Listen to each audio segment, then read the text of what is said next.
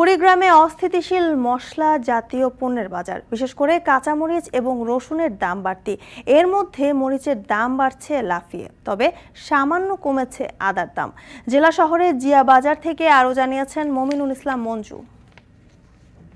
পবিত্র ঈদুল আজহার আগে কুড়িগ্রামে মশলা জাতীয় পণ্য, বিশেষ করে রসুন, মরিচ এবং আদার দাম অস্থিতিশীল হয়ে পড়েছে।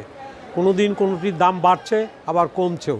আজকের যে জিয়া বাজারের যে পাইকারি বাজার, সেখানে এলসির রসুন যেটি ভারত থেকে আসতেছে, সেটি পাইকারি বাজারে 135 থেকে 140 টাকা কেজি দরে বিক্রি হচ্ছে। পাশাপাশি দেশি রসুন, যেটা বগুড়া সহ নাটোর, বগুড়া সহ বিভিন্ন এলাকার থেকে আসে, সেটি এখন বিক্রি হচ্ছে 175 থেকে 180 টাকা। খোলা বাজারে বিক্রি হচ্ছে, বিশেষ করে দেশি রসুনটা বিক্রি হচ্ছে 250 টাকা পর্যন্ত বিক্রি হচ্ছে। পাশাপাশি যে কাঁচামরিচ, এটির দামটি সবচেয়ে বেশি বেড়েছে।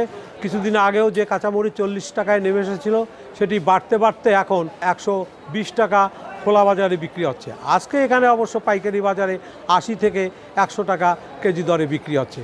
তবে আদার দামটি 10 টাকা করে কেজিতে কমেছে। গতকাল এখানে যে আদা প্রতি কেজি 200 টাকা করে পাইকারি বিক্রি হয়েছে, সেটি আজকে 190 টাকা কেজি দরে বিক্রি হচ্ছে। তো কৃষি বিভাগ জানিয়েছে, জেলায় কিন্তু আদা, রসুন, মরিচ সব পণ্যেরই আবাদ হয়ে থাকে।